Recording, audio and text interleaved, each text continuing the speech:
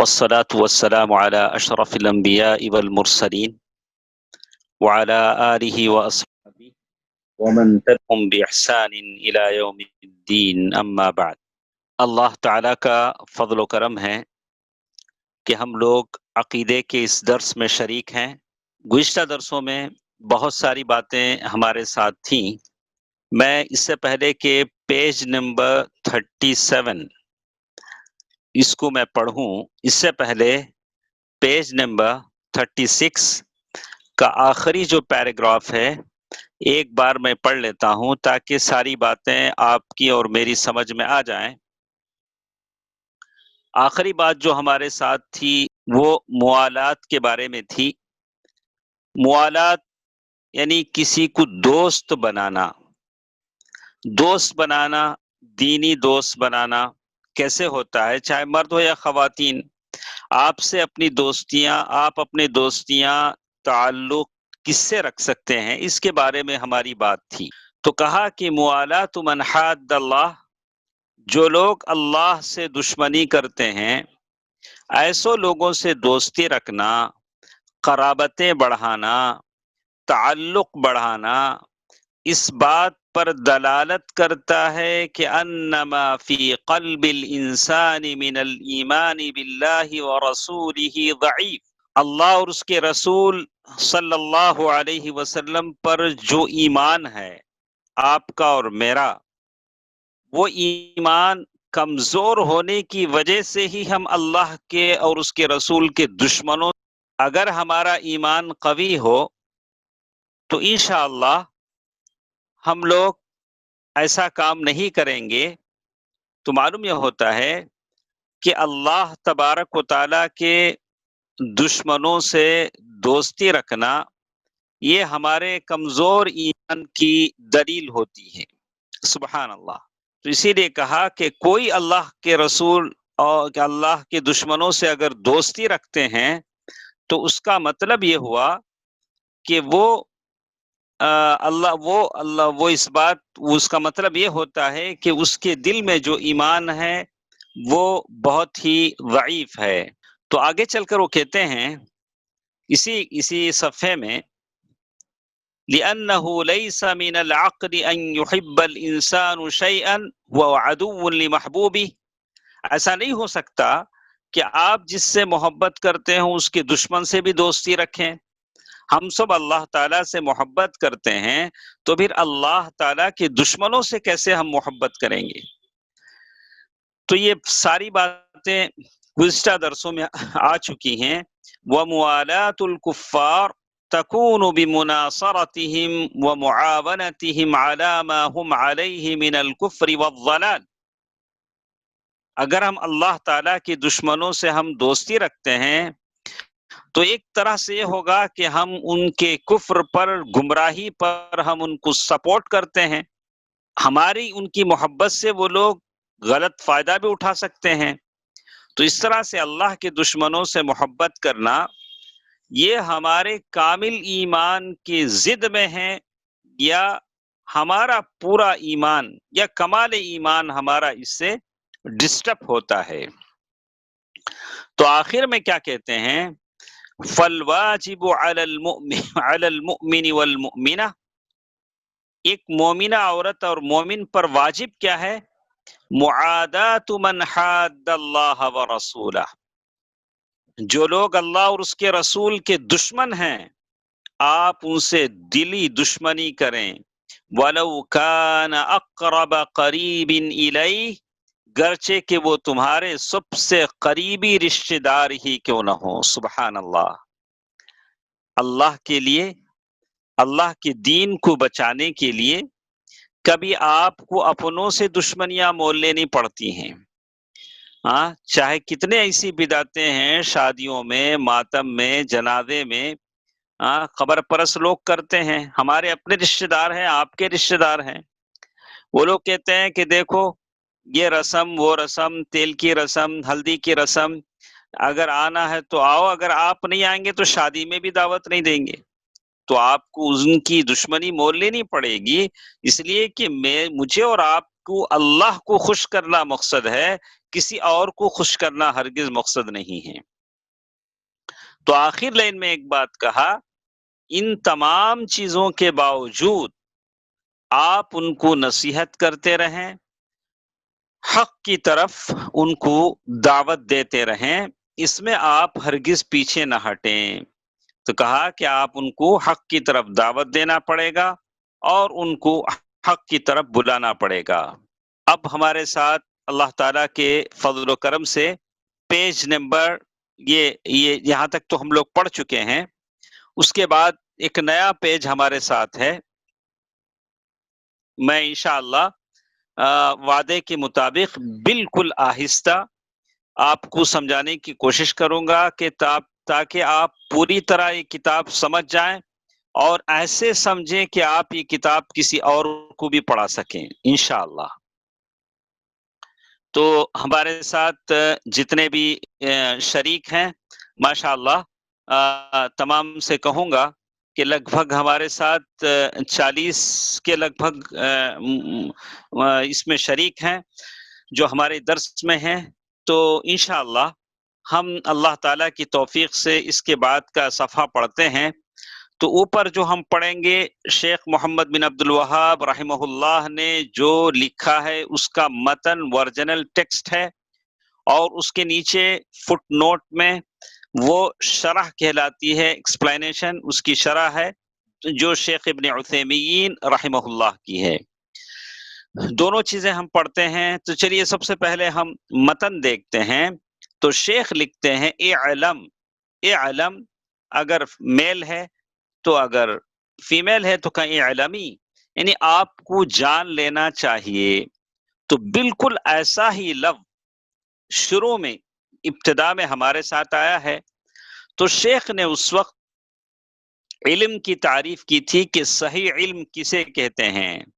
میں نے یہ سوال آپ سے کل کے گوگل شیٹ میں بھی کیا تھا کہ صحیح علم کسے کہتے ہیں۔ اس کو اس لیے بتانا پڑتا ہے کہ دنیا میں بڑے بڑے سائنٹسٹ ہیں، بڑے بڑے سائنٹسٹ ہیں جنہوں نے آپ کا موبائل بنایا ہے، لیپ ٹاپ بنایا ہے، آپ کا سسٹم بنایا ہے، آپ کے سارے گھر کی سامان بنائے ہیں، ان کے پاس بھی علم ہے، لیکن وہ علم نہیں ہے جو صحیح علم کہلاتا ہے۔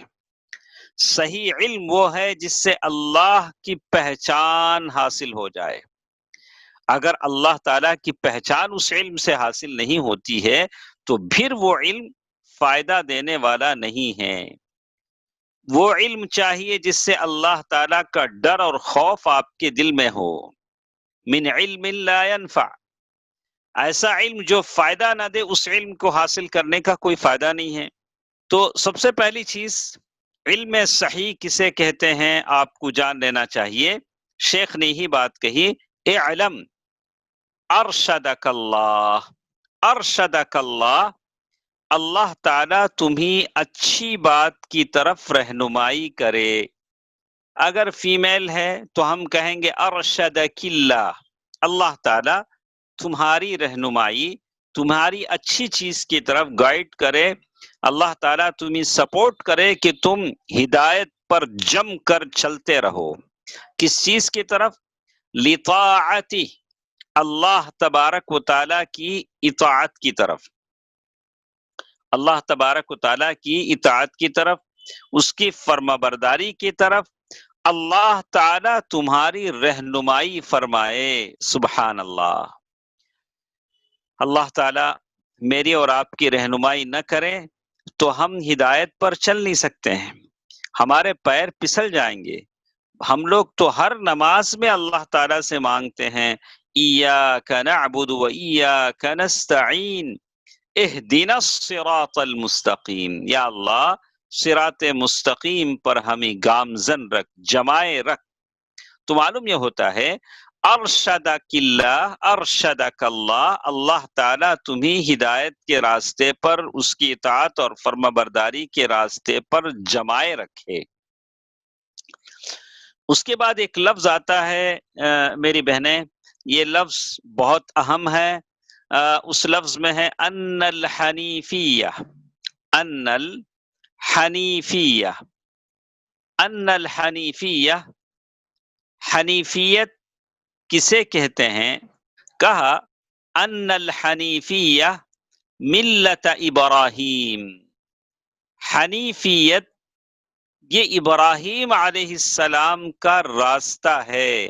سبحان اللہ۔ آپ اس کا کیا مطلب ہے حنیفیت کا؟ کہ آپ پورے اخلاص کے ساتھ صرف ایک اللہ کی عبادت کریں۔ سبحان اللہ۔ یہی کام ابراہیم علیہ السلام نے کیا۔ حنیفیت کا تعلق براہ راست سے جڑ جاتا ہے ابراہیم علیہ السلام سے۔ حنیفیت کا کیا مطلب ہے؟ پورے اخلاص کے ساتھ، پورے اخلاص کے ساتھ آپ صرف ایک اللہ کی عبادت کریں۔ اگر اس ضمن میں اس تعلق سے ہر مسلمان کو اگر ہم دیکھیں تو کتنے مسلمان ہیں جو اس امتحان پر پورے اترتے ہیں؟ کتنے مسلمان ہیں اور اخلاص کے ساتھ، چاہے مرد ہو یا عورتیں، ایک اللہ تعالیٰ کی عبادت کرتے ہوں، توحید پرست ہوں؟ چلیے اب ہم دیکھتے ہیں کہ اس کی شرح کیا ہمارے ساتھ آتی ہے۔ تو سب سے پہلی چیز شیخ نے کہا اعلم، تم جان لو۔ تو علم کے بارے میں اس سے پہلے بحث ہو گئی، ساری تفصیل سمجھا دی گئی، پھر دوبارہ ریپیٹ کرنے کی ضرورت نہیں ہے۔ اسی لیے شیخ نے کہا فلا حاجت الی اعادتہ ہنا، اب اسے یہاں دوبارہ ریپیٹ کرنے کی ضرورت نہیں ہے، اس لیے کہ اس سے پہلے ہم نے بتا دیا ہے کہ علم کس کو کہتے ہیں۔ تو ایک دوسری چیز جس کے بارے میں کہہ رہتے ہیں الرشد، الرشد کسے کہتے ہیں؟ اس بارے میں ہم نے سنا الاستقامت عن طریق الحق، یعنی بالکل نیکی کے راستے پر جمے رہنا، بالکل نیکی کے راستے پر بالکل جمے رہنا، اس کا نام ہوتا ہے الرشد۔ اسی کے ساتھ ساتھ الطاعہ، ایک اور چیز کس پر آپ جمے رہیں گے؟ کہا کہ جس بات کا حکم دیا گیا ہے اس کو مطلب موافقت المراد فعلا للمأمور وترکا للمحظور، اللہ تعالیٰ نے جن باتوں کا حکم دیا ہے آپ اس پر جمے رہیں، اور اللہ تعالیٰ نے جن باتوں سے آپ کو روکا ہے اسے آپ چھوڑ دیں۔ معمور کے معنی ہے جن باتوں کا اللہ نے حکم دیا، محظور کے معنی ہیں جن باتوں سے اللہ نے آپ کو روکا، حظر، حظر کا باؤنڈری۔ تو معلوم یہ ہوتا ہے کہ اس بات کی دعا ہے کہ اللہ تبارک و تعالیٰ نے جن باتوں کو حکم دیا اسے کریں، اور جن باتوں سے منع کیا ہے اس سے آپ رک جائیں۔ اس کے بعد ایک اور چیز جس کے بارے میں ہم کہتے ہیں الحنیفیہ، الحنیفیہ کا ایک مطلب ہم نے آپ کے سامنے بتا دیا کہ حنیفیت یہ ابراہیم علیہ السلام کا راستہ ہے کہ آدمی اخلاص کے ساتھ صرف ایک اللہ تعالی کی عبادت کرے۔ جیسے یہاں شیخ ابن عثیمین رحمہ اللہ نے لکھا ہی الملۃ المائلہ عن الشرک المبنیۃ علی الاخلاص للہ عز وجل، الحنیفیہ وہ طریقہ ہے، وہ ملت ہے جو شرک سے ہٹ کر، یعنی شرک کو پوری طرح چھوڑ دے اور پھر شرک سے دور ہو جائے اور خالص اللہ تبارک و تعالیٰ کی رضا کے لیے کوئی کام کرے تو اسے حنیفیت کہتے ہیں۔ اور یہ وہ راستہ ہے جس پر ابراہیم علیہ السلام چلے تھے، جیسے اللہ تعالیٰ نے ابراہیم علیہ السلام چلے تھے، لیکن اللہ نے سارے لوگوں سے کہا کہ تم بھی اس راستے پر چلو، جیسے اللہ نے کہا وَاتَّخَذَ اللَّهُ إِبْرَاهِيمَ خَلِيلًا، اور ابراہیم علیہ السلام، سورۃ النساء آیت نمبر 125، وَاتَّخَذَ اللَّهُ إِبْرَاهِيمَ خَلِيلًا، ابراہیم علیہ السلام وہ پیغمبر ہیں ابو الانبیاء جن کی اقتداء کا حکم دیا گیا، اور اللہ تبارک و تعالی نے جن کو دوست بنایا، وہ پیغمبر، وہ بزرگ پیغمبر جن کو اللہ تبارک و تعالی نے اپنا دوست بنایا، جیسے اس آیت میں کہا گیا اللہ تعالی نے ابراہیم علیہ السلام کو اپنا دوست بنایا، کہ ابراہیم علیہ السلام اللہ تبارک و تعالی کی عبادت میں مخلص تھے، تمام لوگوں کی عبادتوں سے کٹ کر صرف اللہ تبارک و تعالی کی عبادت انہوں نے کی تھی۔ اس کے بعد وہ کہتے ہیں، اس کے بعد ہمارے ساتھ ایک اور چیز ہے، ان تعبد اللہ، قولہ ان تعبد اللہ، کہ تم اللہ تبارک و تعالی کی عبادت کرو۔ تو حنیفیت کا مطلب آپ نے دو باتوں میں سمجھا، میں سارے بہنوں سے کہوں گا کہ حنیفیت میں دو باتیں ہیں، ایک ساری لوگوں کی عبادتوں سے کٹ جانا، اور صرف اللہ تبارک و تعالی کی عبادت میں جڑ جانا اخلاص کے ساتھ، سبحان اللہ، اخلاص کے ساتھ۔ یہی کام ابراہیم علیہ السلام نے کیا۔ حضرت ابراہیم علیہ السلام کا جو ٹائٹل ہے، لقب ہے، ابو الانبیاء ہے، ابو الانبیاء، ابو الانبیاء ہے، اور آپ کی جو ملت ہے ابراہیم علیہ السلام کی، آپ کا جو منہج ہے، آپ کا جو راستہ ہے، اسی کو کہتے ہیں حنیفیت۔ حنیفیت تو قرآن میں اللہ تعالیٰ نے بہت ساری جگہوں پر اس کا ذکر کیا ہے۔ اس کے بعد ایک اور لفظ ہمارے پاس ہے، ان تعبد اللہ، ان تعبد اللہ، کہ آپ اللہ تعالیٰ کی عبادت کریں۔ ان تعبد اللہ کے معنی ہیں آپ اللہ تعالیٰ کی عبادت کریں۔ تو کیسے عبادت کریں؟ کہ ملت حنیفیت کے مطابق ابراہیم علیہ السلام نے جیسے عبادت کی ویسے آپ عبادت کریں۔ ان تعبد اللہ یعنی کہا کہ ابراہیم علیہ السلام نے جیسے اللہ تبارک و تعالیٰ کی عبادت کی ویسے آپ اللہ تبارک و تعالیٰ کی عبادت کریں۔ تو ہمارے پاس نیچے عبارت آپ دیکھیں، کہتے ہیں یہ تو ہو گیا، ان تعبد اللہ یعنی آپ اللہ تبارک، والعبادت بمفہومہ العام، عبادت کا عام مفہوم کیا ہے؟ عبادت کسے کہتے ہیں؟ بمفہومہ العام، اس کی عبادت کا عام مفہوم یہ ہے کہ اللہ جل شانہ کے لیے، التذلل للہ، اللہ جل شانہ کے لیے عاجزی، التذلل للہ، اللہ جل شانہ کے لیے آپ عاجزی اختیار کریں، محبتاً و تعظیماً، عاجزی اختیار کریں، کیسے؟ محبت اور عظمت سے، بالکل اللہ تبارک و تعالیٰ کے لیے آپ عاجز ہو جائیں۔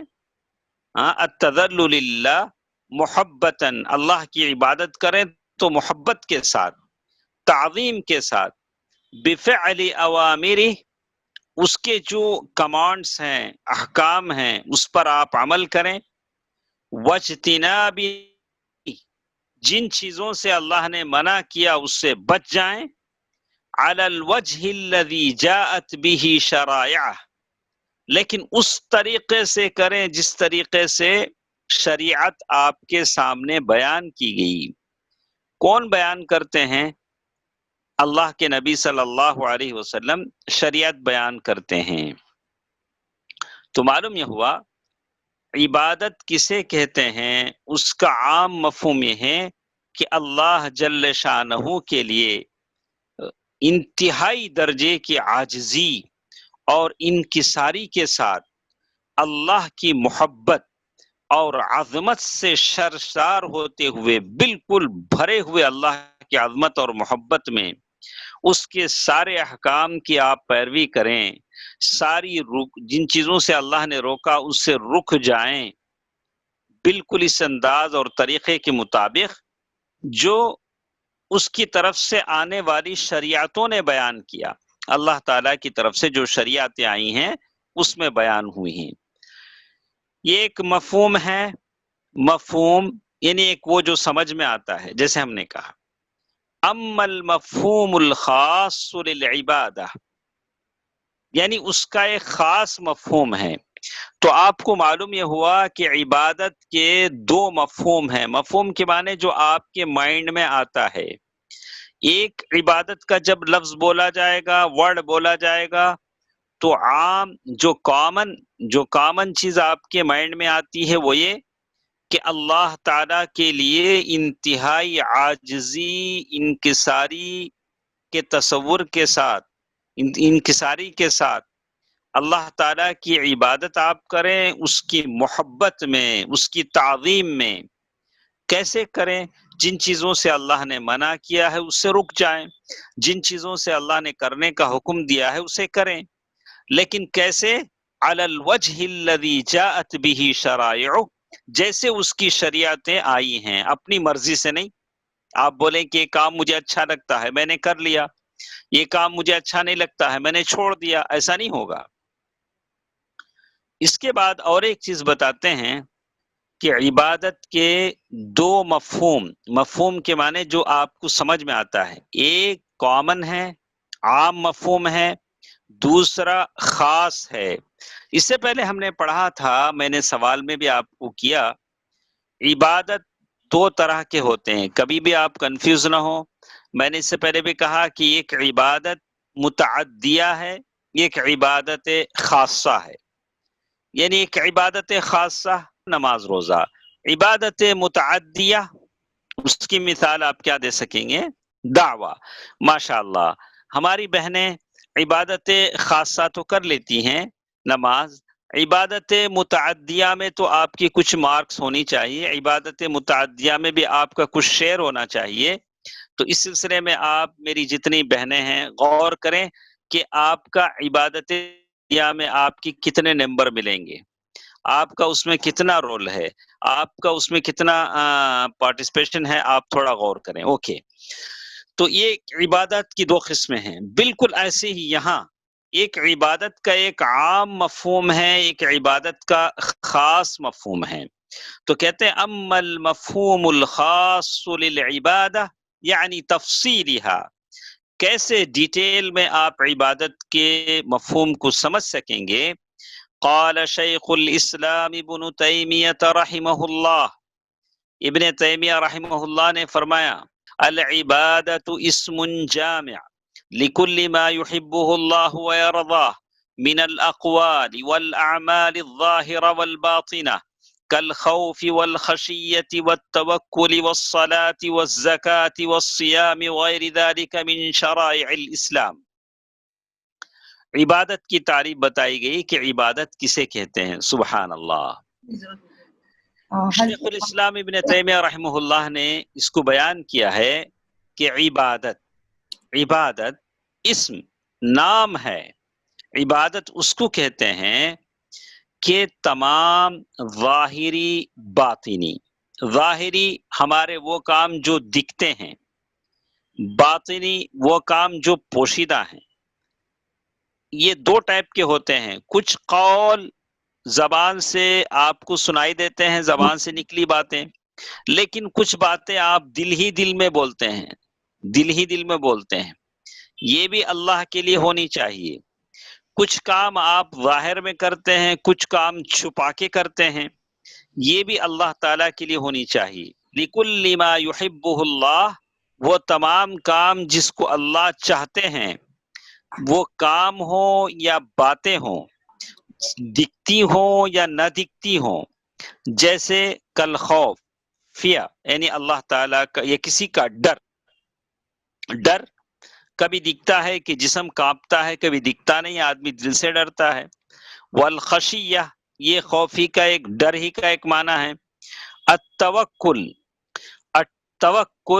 وہی یہی باتیں ہیں، میں نے جو بورڈ پہ لکھا تھا العبادۃ اسم جامع لكل ما يحبه الله ويرضاه من الاقوال والاعمال الظاهرة والباطنة كالخوف والخشية والتوکل والصلاة والزکاة والصيام. یہی چیز میں نے بورڈ پر لکھا تھا کہ عبادت کا ڈیفینیشن، عبادت کسے کہتے ہیں. کہا کہ عبادت نام ہے ان تمام چیزوں کے مجموعے کا جس کو اللہ تعالیٰ پسند کرتے ہیں، چاہے وہ زبان سے نکلے یا ہاتھ پیر سے کام ہو یا قول ہو، چاہے دکھتے ہوں چاہے نہ دکھتے ہوں. اس کا اگزامپل بتاتے ہوئے کہا کہ کل خوفی والخشیتی والتوکل، اللہ پر بھروسہ، والصلاۃ نماز، والزکاۃ زکات، والصیام روزہ، وغیر ذالک من شرائع الاسلام. اس طرح سے ایک بات میرے اور آپ کے سمجھ میں یہ آئی کہ عبادت کے دو مفہوم ہو سکتے ہیں جو ہمارے سمجھ میں آتے ہیں. ایک مفہوم ہے عام، کامن، اور دوسرا ہے خاص. عام دونوں کی الگ الگ تعریفیں ہیں، تھوڑا آپ صبر سے اچھی طرح پڑھ لیں ایک مرتبہ. تو اس کے بعد ہمارے پاس اخلاص کے معنی میں ہے اللہ تبارک و تعالیٰ کے لیے. اس لیے کہ ہم نے شروع میں کہا کہ حنیفیت کسے کہتے ہیں، تو ہم نے کہا کہ حنیفیت نام ہے کہ آپ اللہ تعالیٰ کی عبادت بچا لائیں، ساری چیزوں سے کٹ کر اللہ تعالیٰ کی عبادت کریں اخلاص کے ساتھ. تو اب اگر کوئی پوچھ سکتے ہیں کہ عبادت کسے کہتے ہیں، تو چلو ہم نے آپ کو بتا دیا کہ عبادت کا کیا معنی ہوتا ہے. العبادۃ اسم جامع لكل ما يحبه الله ويرضاه من الاقوال والاعمال. عبادت کا ڈیفینیشن شیخ الاسلام ابن تیمیہ رحمہ اللہ نے کیا، لیکن ایک چیز رہ جاتی ہے، اخلاص. سبحان اللہ، اخلاص بہت بڑی چیز ہے، لیکن اخلاص کا تعلق نفس پر بڑا بھاری ہے، اس لیے کہ بہت ساری چیزوں میں نفس کا فائدہ ہے لیکن اخلاص میں کوئی فائدہ نہیں. اس لیے جلدی سے نفس اخلاص کے معاملے میں راضی نہیں ہوتا ہے. اخلاص کسے کہتے ہیں؟ هو التنقیۃ. دیکھیے، الاخلاص هو التنقیہ، اخلاص کہتے ہیں کسی چیز کو کھرچ کر صاف کرنا. تو بالکل ایسے ہی التنقیہ کسی چیز کو کھرچ کر صاف ستھرا کرنا. اور یہاں کیا مراد ہے اخلاص سے؟ یہاں کیا مراد ہے؟ والمراد بہ، یعنی یہاں اخلاص سے کیا مراد لیتے ہیں؟ ان یقصد المرء بعبادتہ، کہ انسان اپنی عبادت میں، یعنی ابھی اوپر پہلے کر لیتے ہیں، انسان اپنی عبادت میں، اپنی عبادت سے صرف اور صرف اللہ جل شانہ کی رضا حاصل کرنا اس کا مقصود ہو. یہ دیکھیے، ان یقصد المرء بعبادتہ، انسان چاہے مرد ہو کہ عورت، اپنی عبادت میں اللہ تعالی کی رضا چاہے. میں نماز پڑھوں شوہر کو خوش کرنے کے لیے، یا اگر کوئی آدمی مسجد جا کے نماز پڑھتا ہے، سارے لوگ کہیں کہ واہ کیا اللہ والا ہے، ہمیشہ سر سجدے میں رہتا ہے. جہاں تک فرض نمازوں کا تعلق ہے اسے تو دکھانا ہی ہے، لیکن آدمی جو گھروں میں جو نماز پڑھتا ہے کہیں بھی پڑھے، لیکن یہ ہو کہ اللہ کے لیے. والاصول الی دار کرامتی، اور یہ کہ اللہ کے معزز بارگاہ میں آدمی اللہ تعالیٰ کی جو معزز بارگاہ ہے اس میں شرف یابی حاصل کرے. یعنی کہ میں اللہ تعالیٰ کی بارگاہ میں جا کر نماز پڑھنا چاہتا ہوں. کبھی دل تڑپتا ہے آدمی کی کب اذان ہوگی، کب میں اللہ کے گھر میں جاؤں. سبحان اللہ. والاصول الی دار کرامتی، لیکن جب ہم مسجد میں جاتے ہیں، امام کے ساتھ تکبیر تحریمہ میں شریک ہوتے ہیں، اللہ اکبر کہہ کر جب ہاتھ باندھ لیتے ہیں تو دل کو بڑی خوشی ہوتی ہے. تو کہتے ہیں کہ صرف اور صرف اللہ تعالیٰ کے لیے ہونی چاہیے، اور اسی کے ساتھ ساتھ کہتے ہیں بحیث لا يعبد معه غیرہ، اللہ کے ساتھ کسی کو ہم عبادت میں شریک نہیں کریں گے. سبحان اللہ. لا، نہ کسی فرشتے کو، اللہ تعالیٰ کا کوئی قریبی فرشتہ ہے جبریل علیہ السلام، چلو ہم جبریل علیہ السلام کی بھی عبادت کر لیتے ہیں، العیاذ، ویسے نہیں ہوگا. جب جبریل اللہ تعالیٰ کے علاوہ عبادت کے لائق اور قابل نہیں ہیں، تو یہ خبر پیر فقیر ان کو سجدے کیوں ہوتے ہیں؟ لوگ ان کو سجدہ کیوں کرتے ہیں؟ نہ صرف عبادت جائز ہے، مقدی عبادت جائز ہے، ہرگز نہیں. جیسے اس کے نیچے کا پیر دیکھو، کہتے ہیں اس کے آگے نیچے کہتے ہیں، نیچے کہتے ہیں کہ اللہ تبارک و تعالیٰ کی ایک سو ہو کر اللہ تعالیٰ کی عبادت کی جائے، اس کے علاوہ کسی کی عبادت اور رضا ہرگز مقصود نہ ہو، نہ کسی فرشتے کی، نہ کسی 38 پیج. ہم پورے پہلے اوپر سے متن پڑھتے ہیں، جہاں پہلے یہ نیچے کا فٹ نوٹ پڑھ لیتے ہیں، پوری بات ختم ہونے کے بعد پھر ہم دوبارہ اصل ٹیکسٹ میں جائیں گے. جیسے اللہ تبارک و تعالیٰ نے قرآن مجید کی آیتوں میں کہا ثم اوحینا الیک ان اتبع ملت ابراہیم ما كان من المشرکین.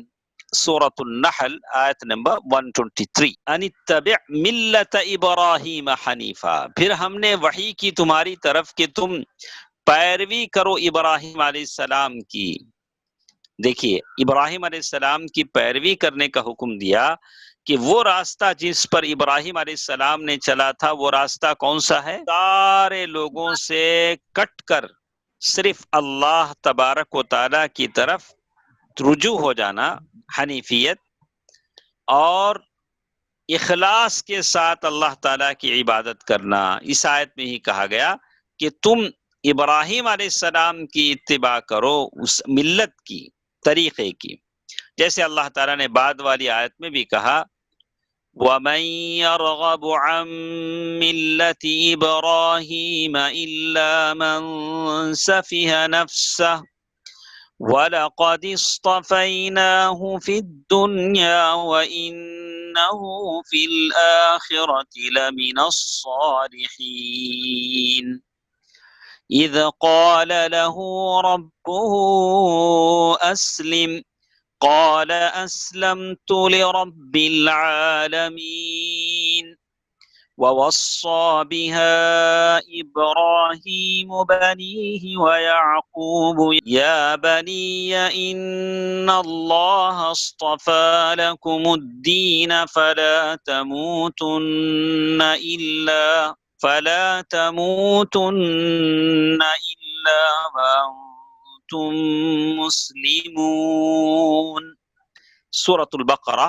یہ ساری آیتیں ہیں جس میں اللہ تعالیٰ کہتے ہیں وَوَصَّى بِهَا إِبْرَاهِيمُ بَنِيهِ وَيَعْقُوبُ.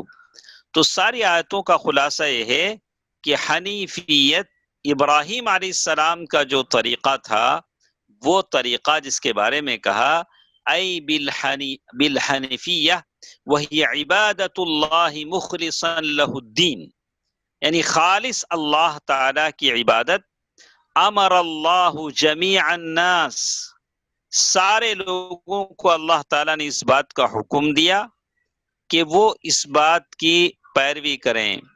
جیسے اللہ تعالیٰ نے کہا وَمَا أَرْسَلْنَا مِن قَبْلِكَ مِن رَّسُولٍ إِلَّا نُوحِي إِلَيْهِ أَنَّهُ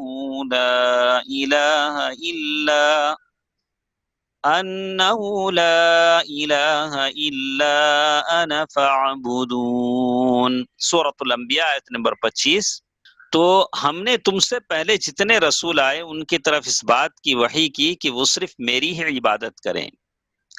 اور اسی طرح اللہ تعالیٰ نے اور ایک جگہ بھی قرآن میں بتایا وَمَا خَلَقْتُ الْجِنَّ وَالْإِنسَ إِلَّا لِيَعْبُدُونَ. سورۃ الذاریات آیت نمبر 50/6. تو معلوم یہ ہوتا ہے کہ یہاں ایک بات میں سارے بہنوں کو بتا دینا چاہتا ہوں وما خلقت الجن والانس الا ليعبدون، یہاں یعبدون کا جو معنی ہے وہ یوحدون کا معنی ہے، یعنی التوحید من معنی العبادہ، یعنی یہاں توحید عبادت کے معنی میں ہے. ہاں، فقد سبق لك معنى العبادة وعلى أي شيء تطلق وأنها أعم من مجرد التوحید. کہا کہ دنیا میں بہت ساری عبادت کرتے ہیں، لیکن عبادت صرف اور صرف اللہ تعالیٰ کے لیے خالص ہونی چاہیے، ایک اللہ تبارک و تعالیٰ کے لیے عبادت ہونی چاہیے.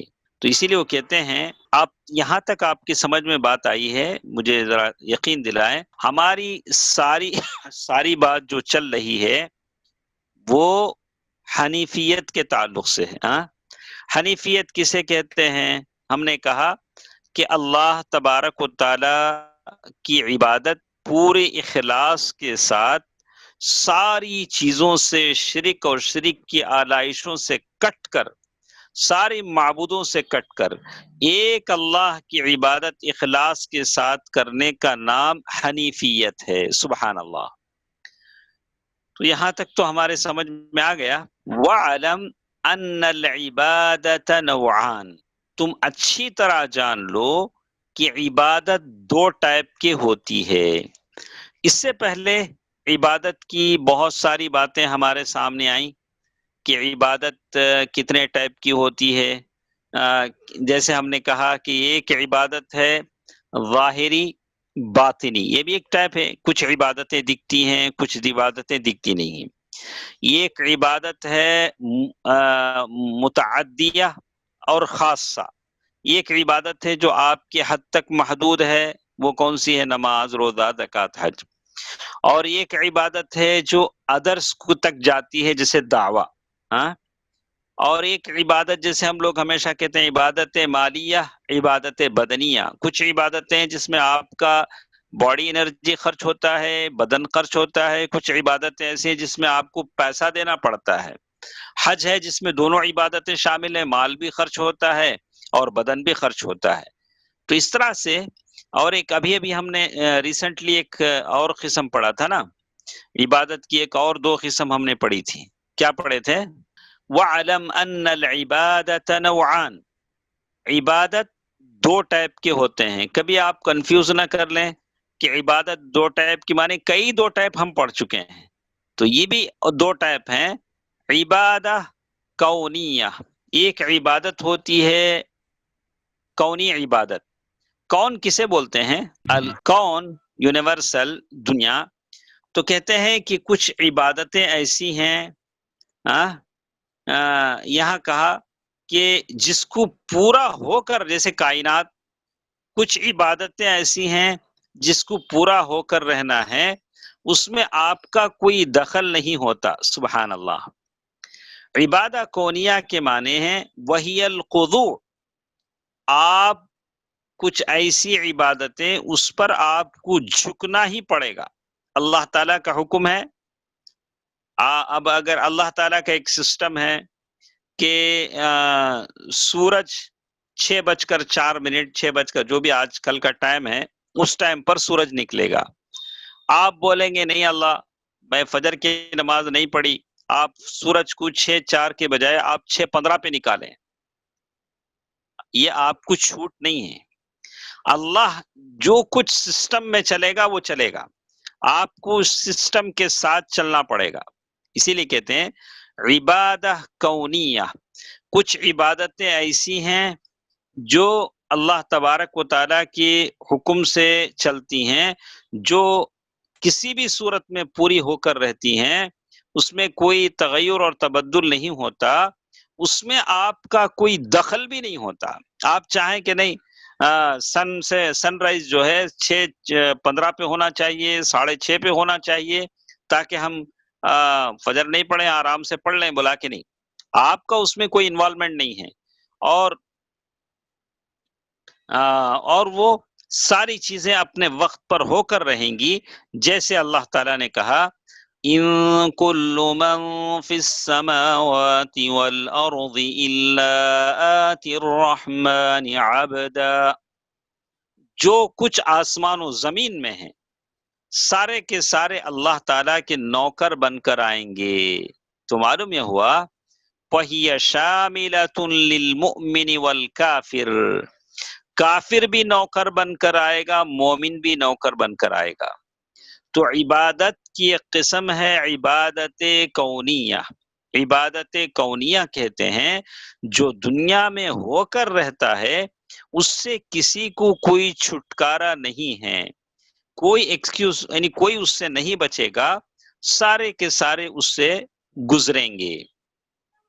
اس کو عبادت کونیہ کہتے ہیں، جیسے اللہ تعالیٰ نے سورۃ مریم میں بڑی تفصیل کے ساتھ۔ اس کے بعد ایک عبادت کی ایک اور قسم ہمارے ساتھ ہے عبادت شرعیہ۔ عبادت شرعیہ کیا ہوتا ہے، اس کو بھی ہم سمجھ لیتے ہیں۔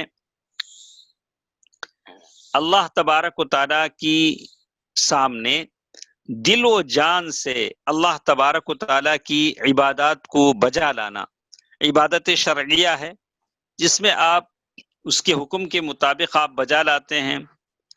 اللہ تبارک و تعالیٰ کی عبادت کی ایک قسم ان لوگوں کے ساتھ ہوتی ہے جو اللہ تبارک و تعالیٰ کے خاص لوگ ہوتے ہیں، جو اللہ تعالیٰ کے سامنے سر جھکاتے ہیں، جیسے انبیاء ہیں اور مرسلین ہیں۔